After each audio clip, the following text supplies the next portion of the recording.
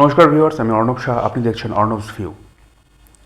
Saudi আরব এবং পাকিস্তানের মধ্যে একটা চুক্তি হয়েছিল, সেটা মনে আছে দর্শক? সেই চুক্তি অনুযায়ী যদি পাকিস্তানের ওপর কোনো হামলা করা হয় বা সৌদি আরবিয়ার ওপর কোনো হামলা করা হয়, তাহলে ধরে নেওয়া হবে উভয়ের ওপর হামলাটা হয়েছে। অর্থাৎ সৌদি আরবিয়ার ওপর কোনো হামলা হলে সেটা ধরা হবে পাকিস্তানের ওপর হামলা করা হয়েছে।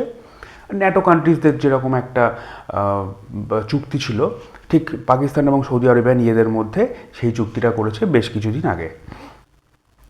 কিন্তু বর্তমানে ইসরায়েল এবং আমেরিকা যেভাবে ইরানের ওপর হামলা চালাচ্ছে এবং ইরান তার যোগ্য জবাব দেওয়ার জন্য সৌদি আরবিয়াতে যেভাবে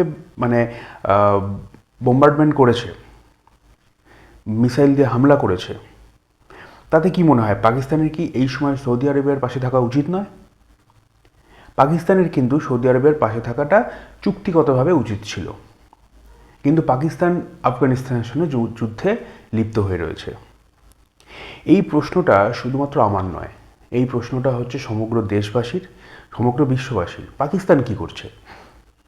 সৌদি আরবিয়ার এত বড় একটা দেশে, সৌদি আরবের মতো দেশে, একটা উন্নত দেশে, সেখানে ইরান এত পরিমাণ বোম্বার্ডমেন্ট করেছে যে সেখানকার শহরতলি প্রায় ধ্বংসপ্রাপ্ত। গতকাল এবং গত পরশু তাদের যে সমস্ত অয়েল রিফাইনারিজ আছে, যেখানে তৈল শোধনাগার, যার ওপর নির্ভর করে পুরোপুরি সৌদি আরবিয়ার অর্থনীতি নির্ভর করছে, সেই সমস্ত রিফাইনারিজের ওপর ইরান কিন্তু বোম্বার্ডমেন্ট করেছে, সেগুলোকে ধ্বংসপ্রাপ্ত করেছে। সুতরাং সেগুলোকে তৈরি করতে গেলে সৌদি আরবিয়ার কিন্তু আরও অনেক সময় লাগবে। তার কারণ, যে অবস্থায় সৌদি আরবিয়া পড়েছে তার জন্য কিছুটা দায়ী কিন্তু আমেরিকাও। এবং সত্যি কথা বলতে, একটা জায়গায় ইরান সৌদি আরবিয়ার ওপরই বা এই ধরনের আক্রমণগুলো করছে কেন?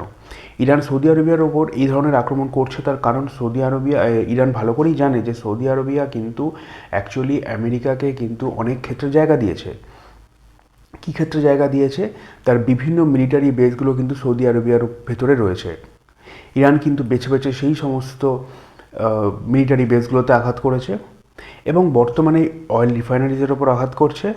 আর গতকাল সিআইএ, আমেরিকার যে ইন্টেলিজেন্স ব্যুরো আছে, সেটার অফিস কিন্তু রয়েছে সৌদি আরবিয়ার ভেতরে। সেখানেও কিন্তু আক্রমণ চালানো হয়েছে এবং সেখানে প্রচুর পরিমাণ, মোটামুটি বেশ একটা বড় সংখ্যক আমেরিকান কিন্তু মারা গেছে।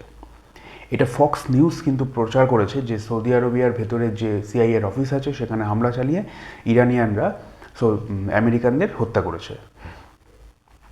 এবার আমার বক্তব্যে আসি, তাহলে পাকিস্তান কোথায়? সৌদি আরবিয়ার ভেতর এত ক্ষয়ক্ষতি হচ্ছে, এত উন্নত একটা শহর, উন্নত এবং এত সুদর্শন এত শহরতলিগুলো নষ্ট হয়ে যাচ্ছে, সেখানে পাকিস্তান কোথায়? পাকিস্তানের সঙ্গে সেই চুক্তির কি হলো? শুনলে অবাক হবে। যেখানে আমেরিকা এবং ইসরায়েলকে পাত্তা না দিয়ে ইরান শুধু সৌদি আরবিয়া নয়, কুয়েত, বাহরিন, এই সমস্ত দেশগুলোতে আক্রমণ চালাচ্ছে, সেখানে দাঁড়িয়ে পাকিস্তানের ইশাক ডার বলছেন, পাকিস্তানের মিনিস্টার ইশাক ডার, তার বক্তব্য হচ্ছে ইরান আরও অনেক বেশি হামলা চালাতো। পাকিস্তান ইরানের সাথে কথা বলেছে, সেখানে নাকি ইরানকে নাকি পাকিস্তান বুঝিয়েছে যে যদি এইভাবে চলতে থাকে তাহলে পাকিস্তান কিন্তু অনেক স্ট্রিক্ট একটা অ্যাকশান নেবে। কথাগুলো শুনলে এখন হাসিও পায় না আর, কারণ একটা দেশ নিচে নামতে নামতে কোথায় চলে গেছে, মিথ্যে বলতে বলতে কোথায় চলে গেছে। বলেছে যে এরকম যদি আশেপাশের দেশগুলোতে অ্যাটাক করে তাহলে কিন্তু তার যোগ্য জবাব দেবে পাকিস্তান। এই ভয়ে যে পরিমাণ আক্রমণ ইরান সৌদি আরবিয়ার ওপর করতে চেয়েছিল, সেই পরিমাণ করতে পারেনি। অথচ আফগানিস্তান, আফগানরা পাকিস্তানের নূর খান এয়ারবেস কিন্তু ধ্বংস করে দিয়েছে।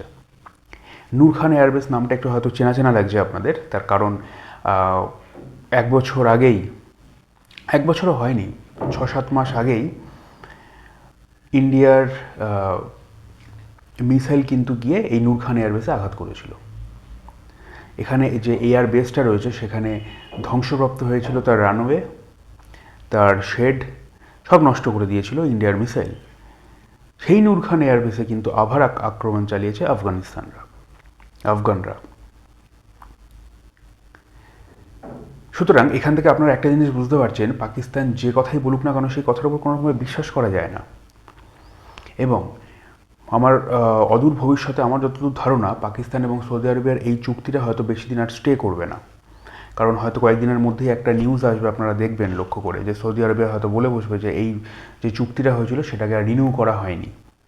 হয়তো কয়েকদিন পরেই এই কথাটা সৌদি আরবিয়া বলবে। কারণ পাকিস্তানের যা ক্ষমতা এই সময়, আমার মনে হয় না পাকিস্তানের আর সেই ক্যাপাসিটি আছে যে সৌদি আরবিয়ার ওপর কথা বলে বা সৌদি আরবের সাথে কথা বলে একটা ডিফেন্স প্যাক্ট আবার সাইন করবে। সৌদি আরবিয়ারও এত পরিমাণ আর্মি রয়েছে, সৌদি আরবিয়াও কিছু করতে পারছে না, ইরানের থেকে নিজের দেশকে প্রোটেক্ট করতে পারছে না, এবং পাকিস্তানও প্রোটেক্ট করতে পারছে না। এবং পাকিস্তানের এখন সেই ক্যাপাসিটি নেই যে এত পরিমাণ সৈন্য দিয়ে সৌদি আরবিয়াকে রক্ষা করে বা ইরানের বিপক্ষে গিয়ে কোনো রকম স্টেপ নেয়। কারণ সৌদি আরবিয়া তো ইরানের মধ্যে তাও একটা স্টেট অফ হরমুজ সেখানে রয়েছে, তাও মাঝখানে একটা গ্যাপ আছে। পাকিস্তানের সঙ্গে ইরানের সেরকম কোনো গ্যাপ নেই। ইরান যদি চায় ইজিলি পাকিস্তানের ওপর কিন্তু বোম্বার্ডমেন্ট করতে পারে বা বোম বর্ষণ করতে পারে। এর কারণ আমি বলছি, পাকিস্তানের যে এয়ার ডিফেন্স সিস্টেমটা আছে সেটার মানে 0/10 তার র্যাঙ্কিং, মানে 10-এ তাকে 0ও দেওয়া যায় না, তার কোয়ালিটি এতটাই খারাপ। এটা দিয়েছে হচ্ছে চায়না, তার নাম হচ্ছে HQ-9। এই HQ-9 শুধুমাত্র পাকিস্তানে দেয়নি, HQ-9 দিয়েছে ইরানকেও দিয়েছে, পাকিস্তানকে দিয়েছে, আর দিয়েছে ভেনেজুয়েলাতে। আপনার চোখের সামনে তার রেজাল্ট রয়েছে। কয়েকদিন আগে ভেনেজুয়েলার মোটামুটি পতন ঘটেছে, ইরানের পতন ঘটতে চলেছে, এবং পাকিস্তানে তো ইন্ডিয়া জাস্ট মিসাইল দিয়ে পাকিস্তানের ভিতরে প্রায় বহু জায়গায় অ্যাটাক করেছে, যে জায়গাগুলো ইন্ডিয়ার মনে হয়েছে যে এই সমস্ত জায়গাগুলো জঙ্গি ঘাঁটি আছে, সেই সমস্ত জায়গাগুলোকে অ্যাটাক করেছে। সুতরাং বুঝতে পারছেন যে চায়নার এই যে মানে এয়ার ডিফেন্স সিস্টেমটা আছে সেটা কতটাই নিকৃষ্ট মানের। অথচ নিজের দেশকে বাঁচানোর জন্য চায়না কিন্তু S-400 আবার কিনে রেখেছে রাশিয়া থেকে। সুতরাং যদি তাদের সেই ভরসাটা থাকতো যে তাদের নিজেদের ডিফেন্স সিস্টেম এতটা কার্যকরী, তাহলে কিন্তু রাশিয়া থেকে S-400টা হয়তো কিনতো না, তখন তারা নিজেদের ডিফেন্স সিস্টেমটাই ইউজ করতো। এই ডিফেন্স সিস্টেমগুলো কিনে রেখেছে কারণ চায়না যুদ্ধের কথা কখনো পরিকল্পনা করেনি। তারা এই ধরনের ড্যামি বা খেলনাগুলো তৈরি করে ভেবেছিল যে সমস্ত দেশগুলো আমাদের বন্ধু সম, সেগুলোকে আমরা এগুলো ফ্রিতে দিয়ে দেবো, যার ফলে কি হবে, যুদ্ধ খুব অনিশ্চিত, যুদ্ধ হঠাৎ করে লাগে না। যুদ্ধ লাগতে হয়তো কোনো দেশের সাথে দ্বিতীয় বিশ্বযুদ্ধের পর যুদ্ধ লাগতে অনেক দিন সময় লেগেছে, তারপরেও যুদ্ধ চলেছে দেশের পৃথিবীর বিভিন্ন জায়গায় ছোটো ছোটোভাবে, ইরান, পাকিস্তান বা আফগানিস্তান আশেপাশে এইগুলোতে সেরকম এইভাবে এই ফুল ফ্লেজেডের যুদ্ধটা লাগেনি। ঠিক সেই জায়গা থেকেই বলতে পারি চায়না জাস্ট এই ডিফেন্স ইকুইপমেন্টগুলো তৈরি করেছে বা খেলনাগুলো তৈরি করেছে শুধুমাত্র তাদের হাতে ধরিয়ে দেওয়ার জন্য, যাতে একটা বিশ্বাস বজায় থাকে যে চায়না অ্যাকচুয়ালি আমাদের হেল্প করছে। কিন্তু আদৌ কি চায়না সেটা করলো? আদৌ তার নিজের দেশের ডিফেন্স সিস্টেম কিন্তু রাশিয়া থেকে আনা। সুতরাং এখান থেকে বুঝতে পারছি যে চায়নাও অ্যাকচুয়ালি কিন্তু বিট্রে করেছে। এবার ইরানকে চায়না আর কী কী দিয়েছে সেটা আপাতত এখনও জানা যায়নি। আর এদিকে যেটা দিয়ে আমি শুরু করেছিলাম, পাকিস্তান এবং সৌদি আরবের যে ডিফেন্স প্যাক্টটা রয়েছে সেটার মোটামুটি আর কোনো ভবিষ্যৎ নেই। ইরান যা করার সৌদি আরবিয়াকে সেটা করেই চলেছে। দেশ প্রায় ধ্বংসপ্রাপ্ত। কারণ অয়েল যে রিফাইনারিজটা আছে সেটাই হচ্ছে সৌদি আরবিয়ার একমাত্র, কারণ দেশটা তো এক প্রকার তেলের ওপরেই রয়েছে, মানে তেলের উপর নির্ভরশীল একটা দেশ।